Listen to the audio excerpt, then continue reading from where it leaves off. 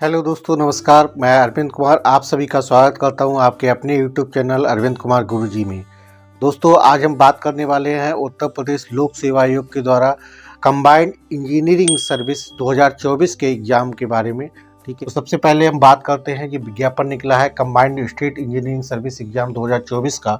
ठीक है, तो सबसे पहले हम इसका डिस्कस करने से पहले इम्पॉर्टेंट डेट्स के बारे में बात कर लेते हैं। तो एप्लीकेशन स्टार्ट होने की डेट हम बात करें तो 17 दिसंबर 2024 से इसके आवेदन शुरू हो चुके हैं। आवेदन जो है OTR प्रक्रिया के तहत हुए हैं। जो लोग नहीं जानते हैं तो उनके लिए बता दें, OTR मतलब one time registration. One time registration आपको पहले करना होगा उत्तर प्रदेश लोक सेवा आयोग की वेबसाइट पे जाके। उस रजिस्ट्रेशन से आपको एक रजिस्ट्रेशन ID मिल जाएगी और आपका एक पासवर्ड जनरेट हो जाएगा। उसके द्वारा आप लॉगिन करके इसका आवेदन कर पाएंगे, क्योंकि उत्तर प्रदेश लोक सेवा आयोग के द्वारा जो भी अब आवेदन निकलती हैं, वैकेंसियाँ जो भी अब आवेदन निकल रहे हैं या जो भी वैकेंसियाँ आएंगी भविष्य में, तो उन सब के लिए आवेदन जो है OTR माध्यम से ही मांगे जा रहे हैं। ठीक है, तो जिन लोगों को अभी तक OTR रजिस्ट्रेशन नहीं कराया है तो आप इसका वन टाइम रजिस्ट्रेशन करा लीजिएगा। एक बार OTR हो जाएगा तो आवेदन करना आपका आसान हो जाएगा। लास्ट डेट की बात करें तो 17 जनवरी 2025 इसकी लास्ट डेट है। यानी कि जिन लोगों को अपना आवेदन करना है वो 17 जनवरी 2025 से पहले इसका आवेदन कर लीजिएगा। फीस की बात करें तो जनरल OBC EWS के लिए फ़ीस जो है 125 रुपये रखी है। वहीं अगर बात करते हैं SC और ST के लिए मात्र 65 रुपीज़ फीस रखी गई है। अगर अब बात करते हैं PH यानी हैंडीकैप्ड कैटेगरी के लिए तो मात्र जो है 25 रुपीज़ फीस रखी गई है। ठीक है, तो अब बात करते हैं किस एज ग्रुप के लोग आवेदन कर सकते हैं, कौन कौन से लोग आवेदन कर सकते हैं, एलिजिबिलिटी क्या है, इन सभी के बारे में हम विस्तार से जान लेंगे। ठीक है, तो इसकी एलिजिबिलिटी के लिए सबसे पहले ये है कि एज जो है 21 से 40 साल के बीच में, इनकी ऐसे युवा जिनकी उम्र 21 से 40 साल के बीच में है वो लोग इसके लिए आवेदन कर सकते हैं। ये डेट की जो कैलकुलेशन है वो 1 जुलाई 2024 को की जाएगी, मिनिमम और मैक्सिमम एज दोनों का। ठीक है, रिजर्वेशन कैटेगरी वाले के लिए मैक्सिमम एज में नियमानुसार छूट मिलती रहेगी, जैसे यूपी में लागू है। ठीक है, बात करते हैं कितनी वैकेंसी की निकली हुई है तो टोटल वैकेंसियों की संख्या है 604 वैकेंसी टोटल निकली हुई है। ठीक है, तो इसमें जो पद है वो असिस्टेंट इंजीनियर सहायक अभियंता की वैकेंसी है। ठीक है, अलग अलग डिपार्टमेंट में अलग अलग वैकेंसी हैं।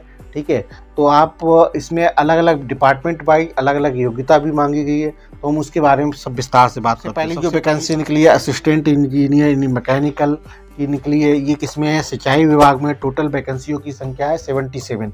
इसमें देखिए इतनी अच्छी विभागों में नौकरियां निकली हैं इंजीनियर्स के लिए, बेसिकली कि जिन विभागों में नौकरी करने का नॉर्मली जब कोई बच्चा इंजीनियरिंग करता है तो उनका सपना होता है कि इन विभाग में हमें इंजीनियर बने, साहब बने। ठीक है, तो ऐसे अच्छे विभागों में इसमें वैकेंसी निकली है, तो आप लोगों के पास अच्छा मौका है इसको ग्रैब करने का। ठीक है, दूसरा विभाग की बात करते हैं तो असिस्टेंट इंजीनियर सिविल यानी सिविल वालों के लिए निकली है उत्तर प्रदेश जल निगम में। ठीक है, इसमें वैकेंसियों की संख्या है 107। क्वालिफिकेशन की बात करें तो जिन्होंने सिविल इंजीनियरिंग BE या BTech कर रखा है वो लोग इसके लिए आवेदन कर सकते हैं। मैकेनिकल के लिए जिन्हें BE BTech मैकेनिकल के लिए कर रखा है उनके लिए वो इसके लिए आवेदन। Assistant engineer electrical and mechanical, इसकी जो वैकेंसी ये भी उत्तर प्रदेश जल निगम के द्वारा निकली है। इसमें जो है वैकेंसी की संख्या 14।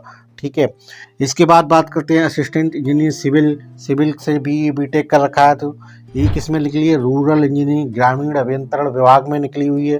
टोटल वैकेंसी की संख्या है 65 इसके लिए।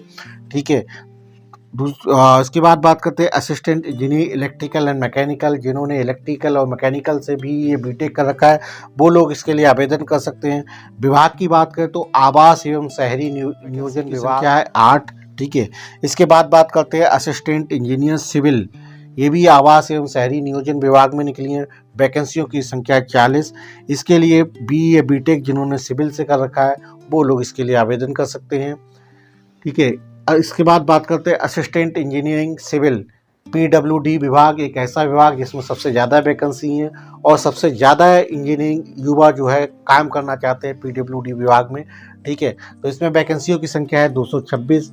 योग्यता की बात करें तो BE या BTech सिविल से जिन्होंने कर रखा है वो लोग इसके लिए आवेदन। बात करते हैं UP एग्रीकल्चर ग्रुप, इनकी इंजीनियरिंग ब्रांच में वैकेंसी निकली है, तो जिन्होंने बीई या बीटेक एजी से कर रखा है वो लोग इसके लिए आवेदन कर सकते हैं।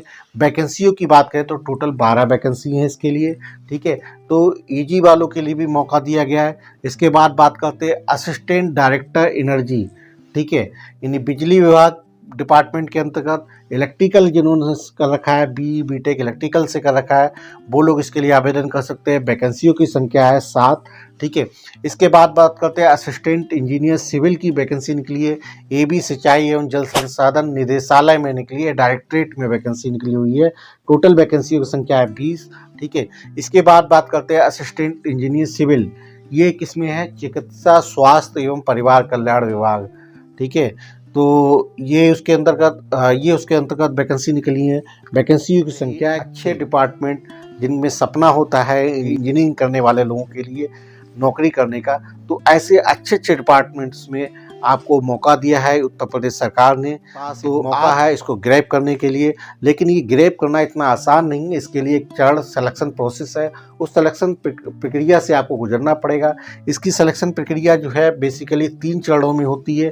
पहला चरण है इसका प्री एग्ज़ाम होगा, उसके बाद जो लोग प्री क्वालिफाइड करेंगे उन्हें मेंस एग्ज़ाम देने का मौका मिलेगा, और मेंस एग्ज़ाम जो क्वालिफाइड करेंगे उसे इंटरव्यू देने की मौका मिलेगा, ठीक है। तो सबसे पहले जब प्री देना है तो सबसे पहले प्री की बात कर लेते हैं। प्री में कौन कौन से क्वेश्चन पूछे जाएंगे, कौन कौन से सब्जेक्ट पूछे जाएंगे, इनके बारे में विस्तार से बात करते हैं। तो प्री एग्ज़ाम जो होगा वो 150 नंबर का MCQ बेस्ड क्वेश्चन होगा। प्री एग्जाम जो है इसमें 150 क्वेश्चंस होंगे जो MCQ बेस्ड होंगे, मल्टीपल चॉइस क्वेश्चंस होंगे, ठीक है।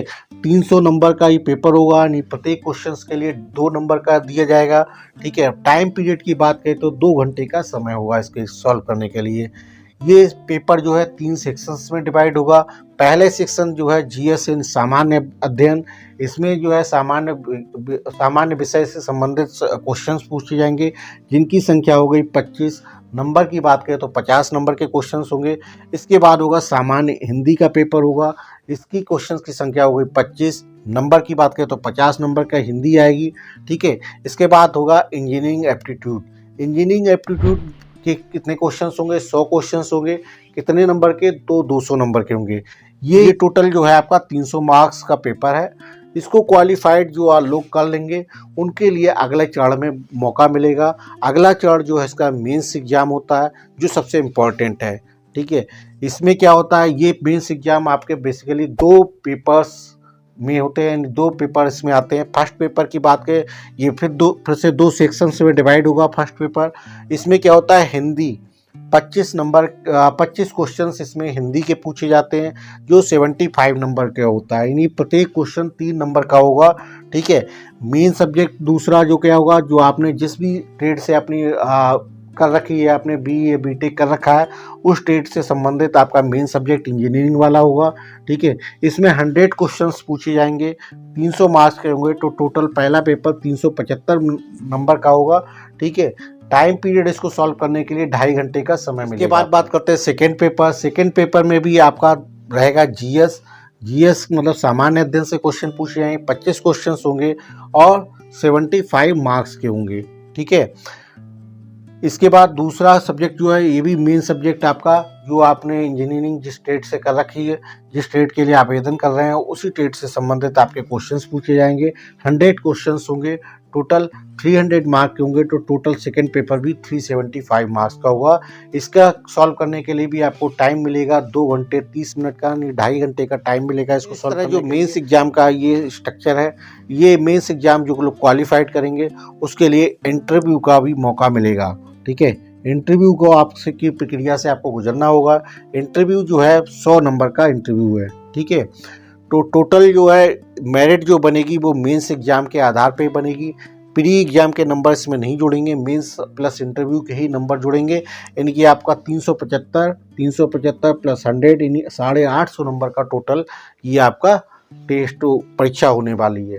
तो जो फाइनल मेरिट बनेगी इन्हीं 850 नंबर के आधार पे फाइनल मेरिट है कि ये जो मेंस एग्जाम होगा, मेंस एग्जाम भी आपका MCQ बेस होगा, ठीक है। तो ये भी मल्टीपल चॉइस क्वेश्चंस होंगे। तो उसी के संबंधित ये हो गए। अगर हिंदी सब्जेक्ट और जीएस से आपको घबराने की ज़रूरत नहीं है। हिंदी में भी आपको हाई स्कूल लेवल की हिंदी के सब्जेक्ट से क्वेश्चंस पूछे जाएंगे, ठीक है। हाई स्कूल लेवल की हिंदी ही पूछी जाएगी इसमें, जो बेसिकली ये जानना चाहते हैं कि आपको हिंदी भाषा का ज्ञान कितना है, इस चीज़ के लिए केवल होगा। दूसरा जीएस में भी बहुत ज़्यादा क्लिष्ट क्वेश्चंस नहीं आते हैं, ठीक है। तो इन दोनों से बहुत ज़्यादा घबराने की ज़रूरत नहीं है। मेन जो पकड़ होनी चाहिए आपके अपने, जो भी जिस ट्रेड से आपने सब्जेक्ट से आपने बीई या बीटेक कर रखा है, उस ट्रेड के सब्जेक्ट में आपकी पकड़ होनी चाहिए, वही आपका स्कोर आपको दिलाएगा, ठीक है। तो दोस्तों ये रहा हमारा पूरा आज combined state engineering service exam 2024 के बारे में। इसमें अगर किसी तरह के कोई चीज़ छूट गई हो मेरे बताने से, या आपके मन में कोई डाउट हो किसी तरह का, तो आप मुझे कमेंट कर लीजिएगा, ठीक है। उसका आंसर मैं आपको कमेंट में रिप्लाई कर दूंगा, ठीक है दोस्तों। अगर आपको मेरी द्वारा दी गई इन्फॉर्मेशन अच्छी लगी हो, भविष्य में इसी तरह की इन्फॉर्मेशन अगर आप चाहते हो, तो मेरे चैनल को सब्सक्राइब कर लीजिएगा, लाइक कर दीजिएगा, कमेंट और शेयर कर दीजिएगा। जिन लोगों ने मेरे चैनल को सब्सक्राइब कर रखा है उन लोगों से आग्रह है इसी तरह अपना प्रेम बनाए रखिएगा। मेरे वीडियो को ज़्यादा से ज़्यादा ग्रुप्स में शेयर करिएगा, इससे हमें एक मोटिवेशन मिलता है, जो हमें वेट करता है आपके लिए वैकेंसियों के बारे में आप तक सूचना पहुँचाने के लिए, ठीक है। तो बहुत बहुत धन्यवाद आपको लोगों का। आपका दिन शुभ हो। धन्यवाद आपका।